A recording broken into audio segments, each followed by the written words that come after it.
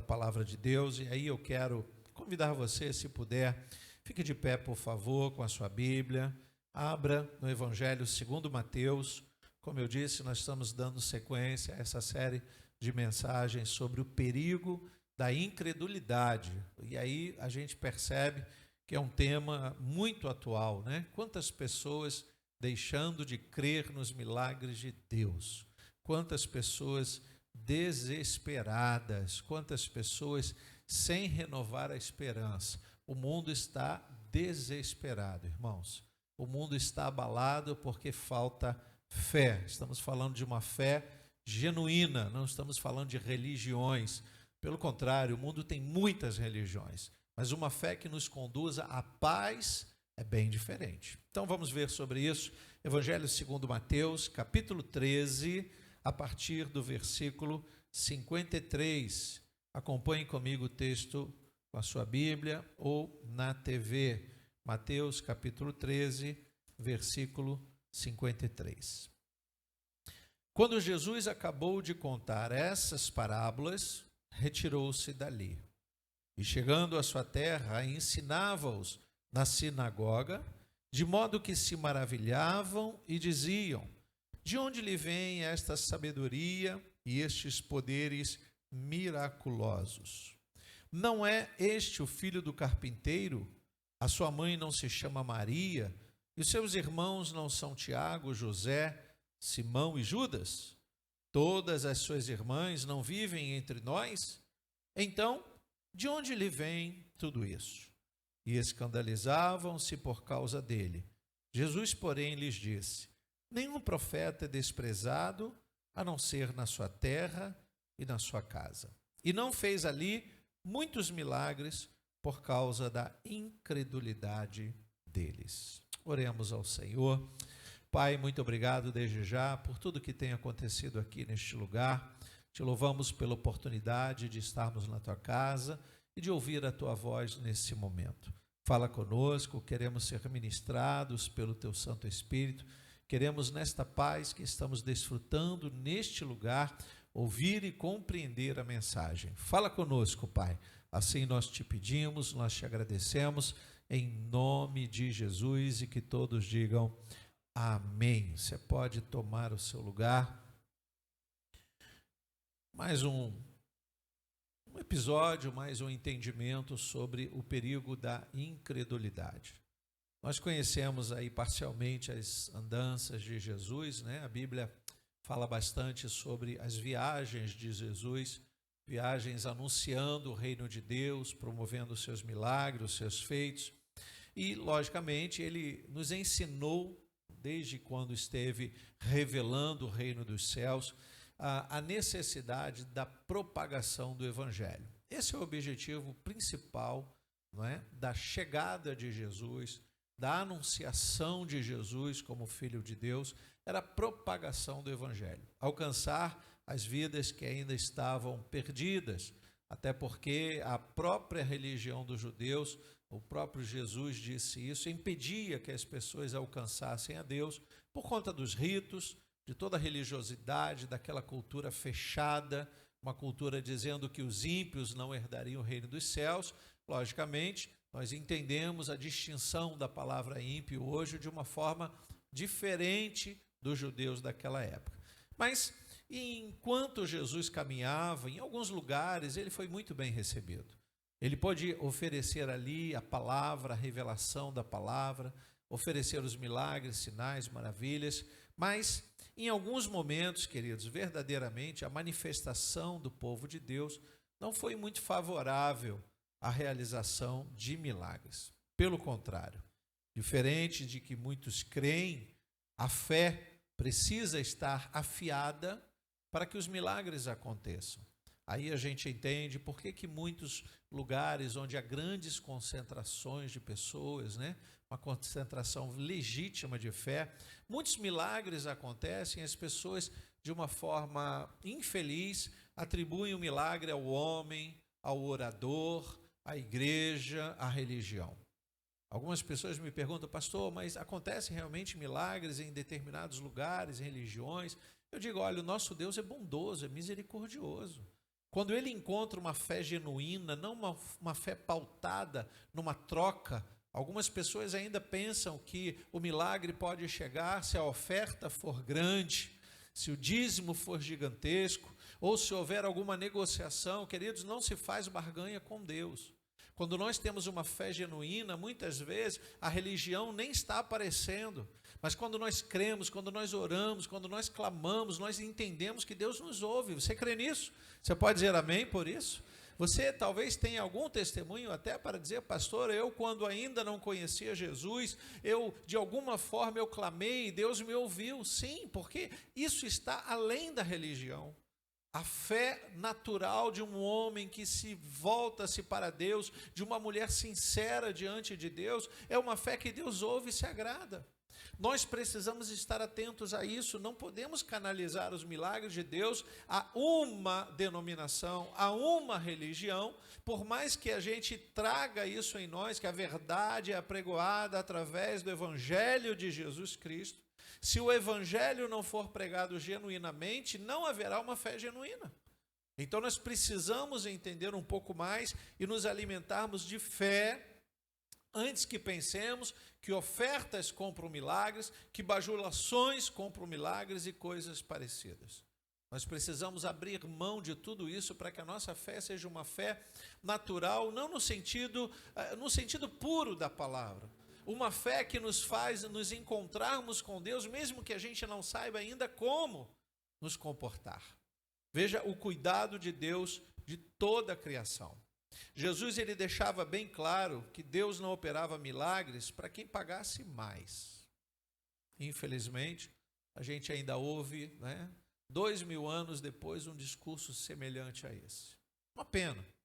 Ele deixava claro que Deus não operava milagres conforme ele era recebido. Aqui nós vamos ver que mesmo no lugar de incredulidade, ele operou milagres. Mesmo quando não havia fé, lembra-se do homem dizendo: Senhor, eu não tenho fé. Se tu podes, cura o meu filho. E ele cura, porque num lugar onde não havia fé. Quando ele cura Lázaro, não era a fé das irmãs ou a fé dos judeus que fez que ele curasse Lázaro. Muito menos a fé de Lázaro, que ele estava morto. Então, mesmo num lugar que não há fé, se Jesus desejar curar, ele vai curar, desde que seja a vontade exclusiva dele. Não é a vontade do homem que prevalece. Quando nós concordamos em oração com a vontade de Deus, o milagre acontece, a fé se manifesta, o sobrenatural se revela. Então, nós precisamos estar atentos a isso. E ele também não operava milagre pela necessidade do povo. Nós precisamos de um milagre de Deus. Sim, mas qual é a nossa parte na realização desse milagre? O que estamos fazendo? Não podemos cruzar os braços, não podemos ver os necessitados e esperar que os milagres aconteçam sem a nossa participação. Deus nos usa, irmãos. Deus nos usa. E nós podemos levar a revelação da palavra de Deus através dos sinais e maravilhas, com certeza. E por que ele não operava milagres pela necessidade do povo? Porque nem todos os cegos enxergaram. Você parou para pensar que num lugar em que Jesus estava operando um milagre, por exemplo, curando um cego, devia haver ali muitos outros cegos? E nem por isso ele curou todos. Então não é pela necessidade do modo que nós entendemos. Há um mistério relacionando essa questão da fé, essa questão dos milagres, mas é verdade também, como eu já disse, que quando há uma grande concentração de fé, fé natural, além da religião, Deus move as águas. Deus move as águas. Então esse lugar é um lugar que precisa ser um lugar de concentração de fé. Você precisa vir para cá, independente do culto, de quantas pessoas tem, mas ligados através de uma comunhão sincera com o seu irmão, para que o poder de Deus se manifeste, irmãos. É num culto como esse, em que a palavra está sendo pregada e você está clamando e no seu coração você pedindo um grande milagre, eu creio, Deus pode ouvir a sua oração silenciosa e o milagre acontecer. Você crê nisso? Glória a Deus. Então, para a gente entender um pouquinho, a gente vai precisar ler alguns textos, estarão aí na TV para ajudar você. Há um momento que Jesus se dirige à sua cidade adotiva. Nazaré não é a sua cidade natal. Ele nasce em Belém, como nós sabemos, mas é a cidade em que viveu uma boa parte do seu tempo. seus pais também viveram lá. Isso está em Mateus, capítulo 2. Acompanhe comigo. Eu vou ler rapidamente os textos para a gente ganhar tempo. Mateus, capítulo 2, versículos 1 e 2, primeiramente, diz: tendo Jesus nascido em Belém da Judéia, nos dias do rei Herodes, eis que vieram os magos do Oriente a Jerusalém e perguntavam: onde está o recém-nascido rei dos judeus? Porque vimos a sua estrela no Oriente e viemos para adorá-lo. Continua lendo lá no versículo 19, Mateus 2, versículo 19. Depois da morte de Herodes, um anjo do Senhor apareceu em sonho a José, no Egito, e lhe disse: levante-se, tome o menino e sua mãe e vá para a terra de Israel, porque os que queriam matar o menino já morreram. Levantou-se José, tomou o menino e a sua mãe e voltou para a terra de Israel. Porém, ouvindo que Arquelau reinava na Judéia em lugar do seu pai Herodes, teve medo de ir para lá, e tendo sido avisado por Deus em sonho, foi para a região da Galiléia, e foi morar numa cidade chamada Nazaré, para se cumprir o que foi dito por meio dos profetas: ele será chamado Nazareno. Então, esse modo de dizer que Jesus é o Nazareno expressa uma revelação profética, é um acontecimento profético, porque Jesus mora em Nazaré por um tempo, ele está vivendo a sua infância, mas depois, logicamente, ele está se dirigindo às demais regiões ali da Galiléia, lembrando que ele é um cidadão de Belém, que também faz parte do cumprimento de uma escritura. Quando lemos toda a história de Jesus, a gente entende que na vida dele as profecias vão se realizando, vão se descortinando diante dos nossos olhos. Isso é só para a gente entender um pouquinho, porque esse episódio da incredulidade acontece justamente onde? Em Nazaré. Na cidade que era desconsiderada como uma cidade importante. Era uma cidade esquecida. Poderia dizer uma cidade empobrecida de revelações, de mistérios, de profetas, coisas semelhantes. Talvez uma cidade sem muito apreço pelos demais. Mas Lucas, capítulo 2, nós temos também aqui o acontecimento, como a profecia se cumpriria. Lucas, capítulo 2, versículo 4 e 5. José também saiu da Galiléia, da cidade de Nazaré, e foi para a Judéia até a cidade de Davi, chamada Belém, por ser ele da casa e família de Davi, a fim de alistar-se com Maria, sua esposa, que estava grávida. Vê que aqui Lucas está contando o mesmo episódio que lemos agora há pouco em Mateus, de um modo diferente. José sai de Nazaré para se alistar em Belém. Versículo 39. Depois de terem cumprido tudo conforme a lei do Senhor, voltaram para a Galiléia, para a sua cidade de Nazaré. O menino crescia e se fortalecia, enchendo-se de sabedoria, e a graça de Deus estava sobre eles. Queridos, após meses, ou anos fora da sua cidade, da sua infância, naquele lugar, a gente fica imaginando a expectativa do retorno de Jesus a Nazaré. A gente tem uma saída, um determinado momento por conta da gravidez de Maria, depois aqueles acontecimentos, o retorno a Nazaré. José e Maria permanecem ali, a infância de Jesus é marcada ali, de tempos em tempos eles vão a Jerusalém para oferecer o sacrifício, os encontros de Páscoa, etc, etc. Mas num determinado momento Jesus se ausenta de Nazaré, porque ele tem uma missão a cumprir que vai além da cidade natal dele. Ele não está ali para favorecer os seus familiares, mas para alcançar o mundo todo, e ele prega o evangelho em todas as regiões, Samaria, os confins da Judéia, ele vai para as terras de Decápolis, terras gregas. Então Jesus tem uma visão já de incluir o mundo nesta revelação da palavra de Deus, uma palavra salvífica, uma palavra de verdade que entraria no coração das pessoas, e ele ensina isso para os seus discípulos. Mas chega um determinado momento, ele retorna para a cidade de Nazaré, e aí a gente começa a imaginar que os seus parentes estariam ali com saudades. Afinal, Jesus, ele dá bom testemunho, ele é um bom filho, ele tem uma família respeitada, Maria e José são respeitados. toda a parentela de Jesus, o primo João Batista, tudo está acontecendo. Talvez nós poderíamos pensar numa alegria de um retorno, quem sabe uma festa para Jesus.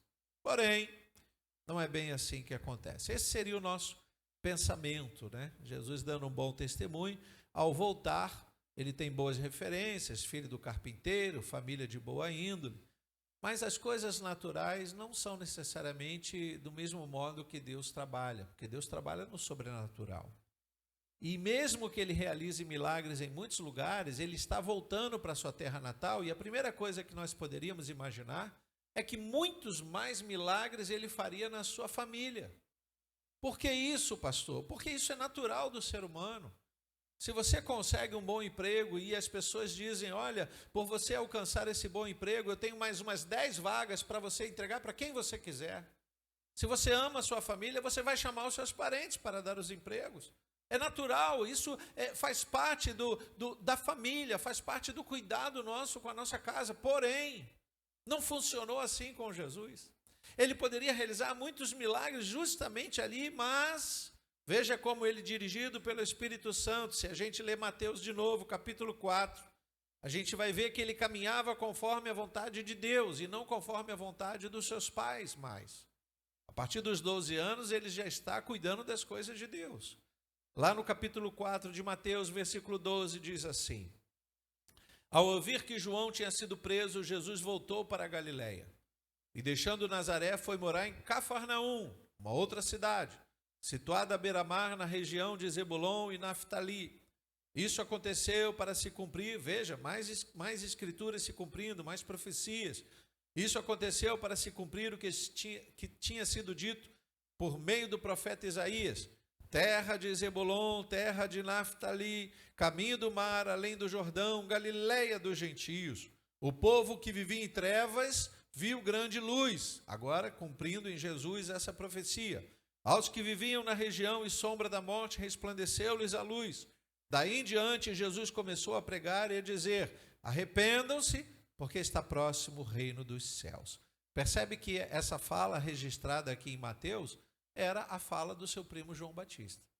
João Batista pregava arrependimento, levava o povo até o Rio Jordão para que, arrependidos, eles se batizassem e tivessem uma nova oportunidade diante de Deus. Veja que a igreja atual, ela cumpre esse pré-requisito do batismo conforme arrependimento. Mas João Batista agora está preso e Jesus dá sequência. Lembra que João Batista faz o pré-anúncio do ministério de Jesus? O arrependimento vai estar sempre imbuído no plano de salvação. Por isso a salvação, que é um dom de Deus, dom gratuito de Deus, é oferecido pela graça do Senhor para aquele que se arrepende, tem uma nova chance, um novo começo diante de Deus e, logicamente, alcançar a vida eterna. Então Jesus está aqui, a gente está apenas numa pequena introdução, porque Jesus está deixando para trás a sua infância, a sua juventude, o seu apego à sua família, à sua cidade natal, para caminhar conforme o Espírito dirigia, conforme ele ouvia de Deus: vá para tal lugar, para tal região, salve aquele endemoniado em Gadara, siga os samaritanos. Enfim, Jesus está cumprindo o seu ministério. E lá atrás, a sua infância está registrada na história. É interessante, queridos, que Jesus ele foi marcado pela sua infância. Sem sombra de dúvidas, a gente vai ler isso nos evangelhos, mas ele marcou a vida das pessoas. Onde quer que ele passava, ele fazia algo sobrenatural. Se a gente ler o texto de Mateus capítulo 13, lá o primeiro texto que nós lemos, no versículo 54, está escrito assim, ó: e chegando à sua terra, ensinava-os na sinagoga, de modo que se maravilhavam e diziam: de onde lhe vem esta sabedoria e estes poderes miraculosos? Veja que ele está agora marcando a vida daquelas pessoas, não mais por um milagre. Nesse momento que ele retorna para Jerusalém e entra na sinagoga, nós temos o templo, que era o templo de Jerusalém, e as sinagogas eram as igrejas, vamos dizer assim, menores, ou as casas de oração, ou os cenáculos, para que as pessoas pudessem também não apenas ir ao templo, não caberia todo mundo no templo num só lugar. Então as sinagogas tinham ali os representantes, os sacerdotes, E as pessoas iam para lá congregar, ouvir a palavra, eles não iam para ver milagres. Aqui tem um ponto interessante, que a igreja moderna se distanciou demais. As pessoas estão buscando a igreja para ver o sobrenatural. Mas antes que a gente creia pelo que a gente vê, nós precisamos crer pelo que a gente ouve. Porque a fé vem pelo ouvir. E isso é maravilhoso porque a palavra de Deus se espalhou muitas vezes motivada pelo que as pessoas viam, mas principalmente naquilo que elas acreditavam. Então Jesus está em Nazaré, ele está pregando a palavra e logicamente a gente imagina que ele vai realizar muitos milagres. Ele tem esse poder, essa capacidade de, além de contar parábolas, chamar a atenção das pessoas, atrair pelo que ele dizia. As pessoas, sim, podiam ter uma expectativa de que ele ia fazer um sinal, algo novo acontecendo, porém, nós sabemos que nem todos que paravam para ouvir Jesus eram os crentes que acreditavam na palavra dele. Muitos estavam ali descrentes, muitos estavam vivendo as suas incredulidades, confiando apenas no que eles viam. E aqui tem algo interessante, porque nós somos muito enganados por aquilo que a gente vê. Hoje, infelizmente, a gente é enganado por aquilo que a gente vê e ouve, né? Agora a gente está vivendo uma novidade nesse mundo moderno, tecnológico, que é a inserção na comunicação da inteligência artificial. Enquanto a gente diz, puxa, isso é interessante, eu fico fascinado com essa tecnologia, pode ser usado para o bem o tempo todo, porém, a gente não pode mais acreditar em qualquer coisa que a gente vê, porque a inteligência artificial imita as vozes, manipula a imagem. Então, estamos vivendo um tempo de apurar realmente o que é verdadeiro. E trazendo isso para a palavra de Deus, naquela época não era diferente, só não tinha a inserção de nenhuma inteligência artificial. Mas o espírito de engano já habitava desde o paraíso. O espírito do engano já estava espalhado, tentando fazer a manipulação da mente das pessoas. Percebe que quando o apóstolo Paulo vai escrever nos Romanos, ele diz que nós temos que não nos conformar com esse mundo. Que tipo de conformidade é essa, pastor? E nós devemos julgar o mundo, devemos olhar com olhos espirituais as coisas que estão acontecendo no mundo todo. Por mais que esteja distante, parou para pensar o que pode estar acontecendo por trás da tragédia do Rio Grande do Sul, tão falada? Quantas pessoas se apropriando para fazer mercado, merchandising? Eu fiquei assustado em assistir matérias dizendo que as pessoas estão roubando, saqueando. São pessoas que, influenciadas pelo mal, estão se aproveitando do que está acontecendo, da tragédia. E a gente diz, mas meu Deus, será que essas pessoas não têm coração? Têm coração. Elas têm coração, mas um coração enganoso, queridos. Um coração que ainda não entenderam da necessidade do outro, um coração que ainda não percebeu que Deus está vendo todas essas coisas, que Deus não deixará impune os que fazem tais coisas. Mesmo assim, aqui a gente não consegue encontrar razão para o que está acontecendo nesse sentido. Além de tudo isso, nós temos ouvido muitas pessoas, né? A gente ouve muitas pessoas falando sobre o mover espiritual. Eu não posso entender como nenhum castigo de Deus, mas eu posso entender como um esfriamento do amor entre os homens, entre eles mesmos, e entre os homens e o relacionamento com Deus. Quando nós não estamos atraindo a mão de Deus para abençoar, não podemos contar com essa bênção no momento da tragédia. Se nós não atrairmos a atenção de Deus para o bem, o mal estará sujeito em todo lugar que estivermos, como está todos nós. Então não é porque estamos próximos de Deus que não sofreremos os males dessa vida. Mas se nós sofremos os males dessa vida debaixo das mãos de Deus, do cuidado de Deus, o sofrimento vai ser amenizado, o consolo vai estar conosco. A visão de que nós precisamos muitas vezes passar as nossas lutas para aprendermos mais. Veja que estamos ainda dentro desse mesmo texto, porque o profeta está em Nazaré. Aqueles que eles entendiam como profeta, numa cidade insignificante, falamos aqui cultural, social, politicamente falando, era uma cidade sem muita expressão, porém, não importa de onde viemos. Isso precisa ser dito nessa noite para cada um de nós, e começar por mim. Não importa de onde você veio. O que importa é para onde você quer ir. O mais importante não é o seu passado. Pelo contrário. Leia comigo Lucas capítulo 2, versículo 45. Nesse período, Jesus acredita estar aí com cerca de 12 anos. E eles vão a Jerusalém para passar a Páscoa. Quando eles vão embora com a família para de volta para Nazaré, Jesus é esquecido pelo pai, pela mãe, pelos seus parentes lá em Jerusalém. No versículo 45 de Lucas 2 diz: e como não o encontraram no meio do seu povo, voltaram a Jerusalém à sua procura. 3 dias depois o acharam no templo, aceitado no meio dos doutores, ouvindo-os e fazendo-lhe perguntas. E todos os que ouviam o menino se admiravam muito da sua inteligência e das suas respostas. De onde vem esse menino? De nenhuma cidade importante, de nenhuma família de reis, de nenhum lugar onde a instrução é perfeita. Veio de famílias simples, mas na visão de Jesus como menino, a gente começa a perceber o que é relevante ele estar diante de Deus. Queridos, como é importante você hoje entender isso, que nós precisamos estar diante de Deus para que as nossas conquistas sejam literalmente para a glória de Deus. Se nós não entendermos isso, nós vamos acreditar mais na nossa capacidade, no nosso modo de pensar, no nosso jeito de viver. Isso é uma realidade fantasiosa. Sem Deus, sem Jesus, nada podemos fazer. Diga glória a Deus.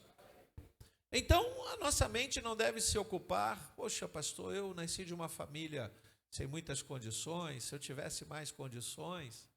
Você tem condições. Você tem condições de viver para a glória de Deus. Você tem condição de ser alguém para Deus em primeiro lugar. E depois você precisa entender que ninguém está nesse mundo para provar nada para ninguém, a não ser primeiramente a nós mesmos, que nós somos filhos e filhas de Deus, louvado seja o Senhor. E que nós temos direito sim, e se o nosso Deus permitir, alcançaremos muito mais do que imaginamos. Porque Ele pode nos dar muito mais do que pedimos ou que pensamos, nos diz a palavra de Deus. Então Jesus chega a Jerusalém, é uma recepção incrédula. Vou ler de novo, lá em Mateus 13, o versículo 54, a parte B do versículo diz: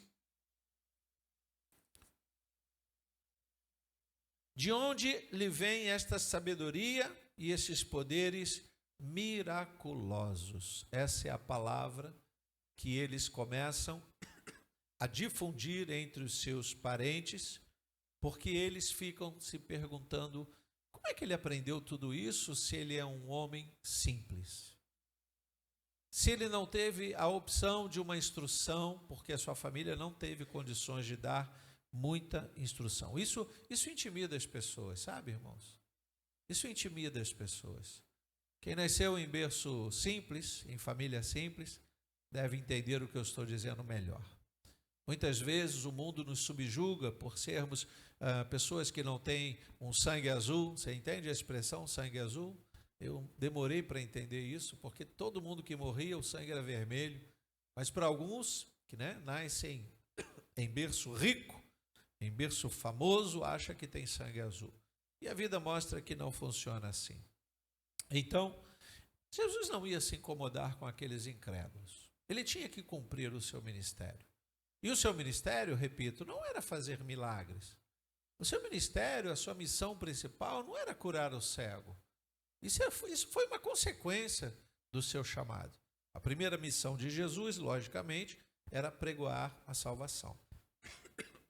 Quando a gente lê lá em João capítulo 2, versículo 11, todos os textos estarão aí para ajudar você. Você conhece esse milagre, que é tido como o primeiro milagre de Jesus, quando ele transforma num casamento água em vinho. Mas nesse momento a gente vê Jesus já caminhando com os discípulos por um bom tempo. Ele chama os seus discípulos, pescadores, cobradores de impostos, e num determinado momento ele está reunido nessa festa, em Caná da Galileia. E ali ele opera um grande milagre comentado por todos até hoje. Mas tem algo que me chama a atenção, que está no versículo 11, que diz assim, João 2, versículo 11. Assim, em Caná da Galileia, Jesus deu início a seus sinais. Veja que agora Ele não está mais como um pregador apenas, ele está realizando milagres. Ele manifestou a sua glória e os seus discípulos creram nele. Isso deixa claro que até esse momento, se não todos, alguns discípulos ainda não acreditavam em Jesus como Filho de Deus. Acreditavam em Jesus como homem sábio, um homem letrado, um homem de bom discurso, um homem revelando a lei e as escrituras, porém, eles passaram a acreditar literalmente, como diz o texto, a partir do momento que ele transformou água em vinho. Veja como aqui há 2000 anos atrás, mesmo aqueles que andavam com Jesus precisavam ver para crer. Isso é uma falha humana, queridos.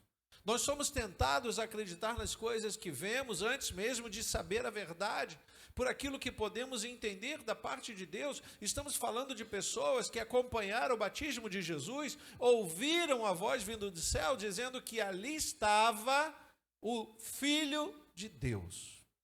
E nesse momento, queridos, eles estão vendo o milagre para poder acreditar. O próprio modo do primo João Batista revelar Jesus, será que não foi suficiente para que eles acreditassem? A pergunta que eu poderia fazer, e digo eu, não é da parte de Deus, eu como pastor, eu perguntaria, o que você espera de Deus hoje?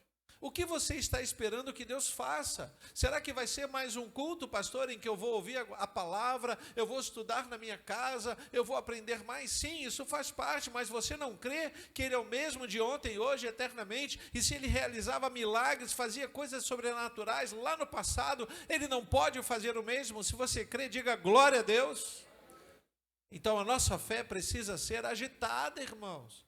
Nós não podemos ter uma fé de água parada, de uma água que só serve para acumular mosquito. Tem crente que hoje está vivendo uma fé perigosa demais. Aí você crê, irmão? Eu creio. Vamos entender mais isso aí em Mateus capítulo 13, versículo 55 em diante, quando diz assim: não é este o filho do carpinteiro? A sua mãe não se chama Maria, os seus irmãos não são Tiago, José, Simão e Judas? Todas as suas irmãs não vivem entre nós? Então, de onde lhe vem tudo isso? Eu amo esses dois versículos, eu vou fazer um adendo aqui, porque esses dois versículos jogam por terra toda a teoria de que Jesus foi o filho único de Maria. Ele não foi o filho único de Maria.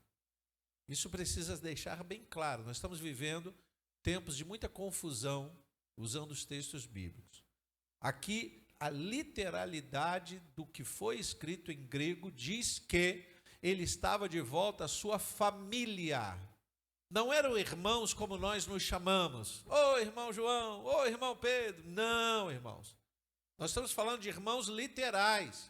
O que cumpriu a Escritura foi o nascimento de Maria enquanto virgem. Ela sim deu à luz ao Filho de Deus, o Filho de Deus. Foi a mulher usada para trazer ao mundo a luz de Deus. A partir desse momento, Deus, ainda achando graça nela, deu a ela a possibilidade de ser mãe de outros homens e mulheres, como está aqui na Bíblia. Quando ele volta à sua cidade, aqueles que estão incrédulos, sendo ele filho de carpinteiro, como ele pode ser filho de Deus? Isso não entende, isso não entra na cabeça dessas pessoas, como não entra até hoje na cabeça de muitas pessoas.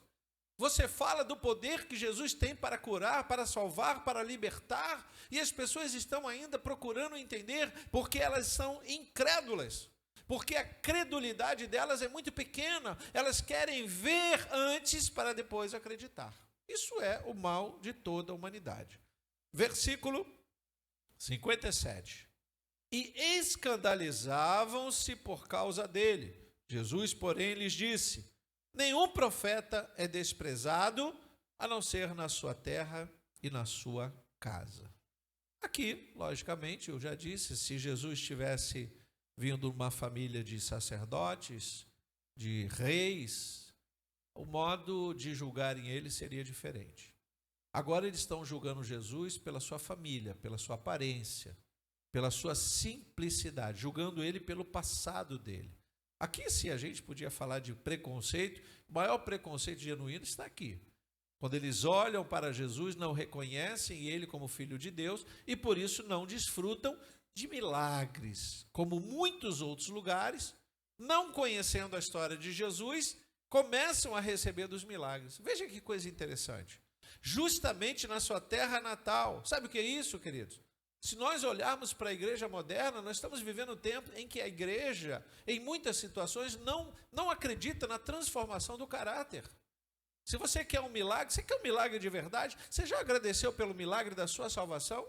O que você fez para ser salvo? O que você fez verdadeiramente para merecer salvação? Para sair de um montoro de lixo que é este mundo lá fora, que nos faz pecadores o tempo todo. E Deus dizer que nós agora estamos sentados ao lado de príncipes e princesas, louvado seja o Senhor, filhos do rei, diga glória a Deus por isso. Se lá fora a gente não consegue ouvir, lógico, porque eles não entendem essas coisas. Há todo um preconceito sobre isso. Mas nós não estamos aqui porque queremos o reconhecimento do mundo, pelo contrário. Nós queremos ser vistos por Deus, abençoados por Deus. Você quer ser abençoado por Deus? Diga glória a Deus. Então nós somos a prova de que Deus não olha para o passado dos seus filhos. Ele olha para o futuro dos seus filhos. Verdadeiramente o que a gente faz no nosso presente vale muito mais do que a gente já fez no nosso passado. E o diabo que gosta de trabalhar com o passado, né? O diabo é fofoqueiro, você sabe disso, né? Ele gosta de pegar o passado das pessoas e colocar novamente em pauta, nos acusar das coisas que fizemos. Quantas vezes os assuntos, queridos, que são trazidos na relação ovelha-pastor, arremete ao passado. Pastor, eu tenho sido recriminado porque no passado fiz tal e tal coisa. E eu disse, olha, mas você agora é nova criatura. Você precisa viver em novidade de vida, você precisa olhar para frente. Você não pode se prender ao passado. A palavra de Deus é clara em dizer que Ele já lançou no mar do esquecimento o nosso passado pregresso. Você agora é uma nova criatura em Cristo Jesus, louvado seja o Senhor. A sua fé precisa estar pautada naquilo que Deus está fazendo e vai continuar fazendo, não daquilo que o diabo fez. Quantas vezes converso com pessoas e vejo a preocupação maior do que o diabo conseguiu fazer durante tantos anos. Querido, novidade é novidade. Não importa quantos anos nós servimos a este mundo, ou quem sabe servimos até o próprio mal. O que importa é se nós decidimos hoje servir a Deus, e Deus estará de braços abertos, louvado seja o Senhor, para nos ajudar, para nos motivar, e isso está muito claro, porque Jesus está apenas cumprindo a sua missão, e no versículo 58 diz, e não fez ali muitos milagres por causa da incredulidade deles. Pastor, quantos milagres já aconteceram nesta igreja? Bom, eu posso citar alguns que foram declarados no altar. Eu posso olhar para todos os que foram batizados, mais de 100 almas aqui. Você pode dizer glória a Deus? Isso é muito importante para nós. São transformações, milagres literais. Vidas que vão experimentando novidade de vida são milagres a cada dia. Talvez a gente ainda esteja sendo motivado pelo mundo ao nosso redor a ver as coisas e acreditar. Quando nós lemos aqui em Mateus dizendo que Jesus não fez muitos milagres, eu gosto de ler uma passagem paralela lá em Marcos capítulo 6. Se você está com a sua Bíblia ou vai acompanhar pela TV, olha como diz Marcos capítulo 6, no mesmo texto em que Jesus está em Nazaré. Marcos capítulo 6, versículo 4. Jesus, porém, lhes disse, veja que é a mesma palavra, na visão de outro autor, nenhum profeta é desprezado, a não ser na sua terra, entre os seus parentes e na sua casa. Olha o que diz o versículo 5, não pôde fazer ali nenhum milagre. Enquanto Mateus está dizendo alguns poucos milagres, se referindo, e a gente precisa entender isso aqui, numa outra mensagem, quem sabe, orem, aguardem. A gente pode criar uma série de mensagens falando sobre a diferença entre milagre e cura. Ué, pastor, mas cura e milagre? Calma. Você já viu aquela propaganda, tomou Doril, a dor sumiu? Se você tomou Doril e a dor sumiu, não foi um milagre. Foi ciência. Nós precisamos separar essas coisas. Nós estamos servindo ao Deus do impossível. Louvado seja o nome do Senhor. as coisas possíveis aos homens, que Deus usa os homens para nos abençoar. Mas tem coisas que os homens não podem fazer, os homens não podem trazer esperança, os homens não podem salvar. Quando eu falo de milagre, os meus olhos brilham porque eu sou um milagre na presença de Deus hoje, irmãos. Nós somos esse milagre diante do Senhor. Será que você ainda não entendeu que Ele já fez o maior milagre que podia fazer? E muitos outros Ele pode fazer se você crê, se você for um crente de verdade, outros milagres Ele fará. Diga glória a Deus por isso. Precisamos entender Mateus capítulo 6, versículo 5. Não pôde fazer ali nenhum milagre, aqui o texto é literal, nenhum milagre, a não ser curar uns poucos doentes, impondo-lhes as mãos. E admirava-se na incredulidade dele. Mas pastor, então, se ele curou alguns doentes, isso não foi milagre? Nós podemos abrir aqui um leque de entendimentos. E aí eu volto para a brincadeira do Doril. Ou você ora, e a dor de cabeça passa, e aí você pode dizer, sim, foi um milagre, porque eu estava com muita dor de cabeça, e a sua fé conduziu você a um milagre. Ou você pode simplesmente tomar um remédio que você sabe que aquele remédio vai curar a sua dor de cabeça. Então são coisas que nós separamos, porque no momento em que Jesus opera essas curas, nós podemos imaginar uma série de situações. Hoje nós sabemos, não é? E a gente que costuma ler a história, sabe que os índios que foram catequizados lá atrás, quando os primeiros homens brancos chegaram no país, eles começaram a tratar os índios com a medicina da época, os comprimidos, as doenças, né, que os próprios homens brancos traziam para os índios que viviam numa outra realidade. E ali a história diz que eles começaram a gostar da ideia de tomar comprimidos. Você sabe o que os portugueses fizeram? E aí isso começa lá na história dos portugueses. O placebo. Você já ouviu falar em placebo? Eram comprimidos sem princípio ativo de nenhuma substância de cura. E muitos índios faziam fila para tomar o comprimido. E eles iam para aqueles lugares, os médicos estavam ali, geralmente os padres, e eles davam placebo. E os índios saíam dizendo o quê? Fui curado. Antes do remédio descer ao estômago, eles já diziam que estavam curados. Talvez alguns vão dizer, mas isso é psicológico, psicossomático? Você pode dar o nome que você quiser. Há determinadas situações que nós adoecemos porque estamos debilitados emocionalmente. Doenças psicossomáticas que são criadas em nós por nós mesmos. Então eu posso imaginar Jesus olhando para uma pessoa febril e dizer, seja curado, sai disso. Por que você está assim? Por que você está numa baixa autoestima gigantesca? Por que você está deprimido? Você já viu crente deprimido, irmãos? Normalmente nós diríamos, por que um crente fica deprimido se ele é nova criatura e se ele tem Deus no coração dele? Não tem resposta. Eu e qualquer um de nós podemos viver um momento de depressão emocional. Podemos ter uma fé de um nível mais baixo, uma incredulidade, uma baixa relação com Deus. E qualquer notícia triste nos abala, nós ficamos sim deprimidos, mas há depressões que os médicos tentam, ajudam, mas não conseguem. Há pessoas nesse momento que desistem de lutar, estão extremamente deprimidas, e você pergunta, mas cadê o Deus que ela serviu tantos anos? Não tem que perguntar cadê o Deus que ela serviu. E onde ela estava quando Deus lhe chamava? O que ela fazia quando Deus a convidava para estar perto dele?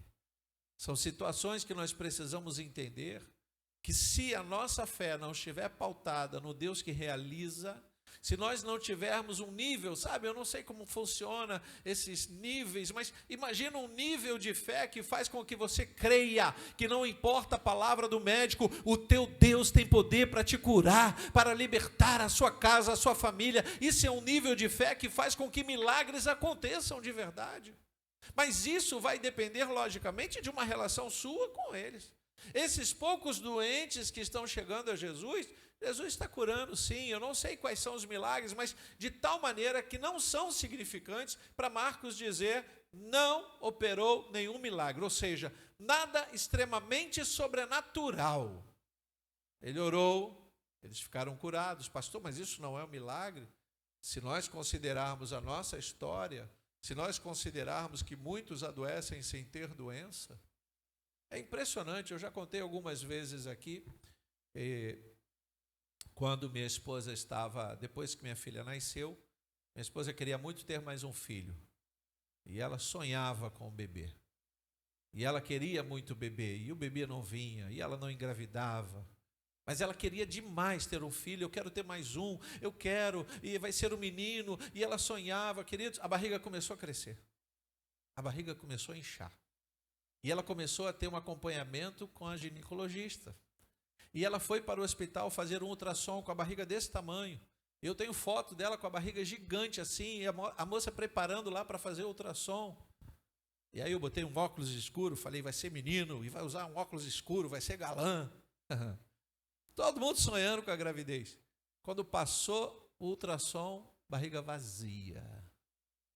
Quando ela foi à ginecologista, ela disse, olha, isso é uma gravidez psicológica. Você entende? Não dá. A gente fica, meu Deus, mas isso é um mundo real. Isso é o mundo que a gente vive. Há muito mais coisas, já disse aí o filósofo, entre o céu e a terra, mais do que a gente possa imaginar. Gravidez psicológica. Semanas depois, a barriga já não existia. Estava esvaziando. Já estávamos na igreja. Não tínhamos uma relação com Deus de verdade. O tempo passou e, num determinado momento, uma mulher foi usada para dizer, ei, esta barriga que você está aí gerando, o que você está gerando na barriga? E ela botando a mão na barriga e falou, não tem barriga nenhuma. Deus mandando dizer que já tinha um feto lá dentro, que foi o meu filho Gabriel. Tempo de Deus. Você pode dizer glória a Deus por isso? Mas ela queria demais. E se ela queria demais, na cabeça, no corpo, na mente, no sentimento dela, ela já estava grávida. Querido, será que a gente não consegue perceber? E aí a gente mistura o sobrenatural com as coisas científicas, que são extremamente importantes. Nosso Deus é o Deus do impossível. As coisas que os homens não conseguem resolver, Ele consegue. E se a nossa oração combina com a vontade dEle, Ele vai realizar.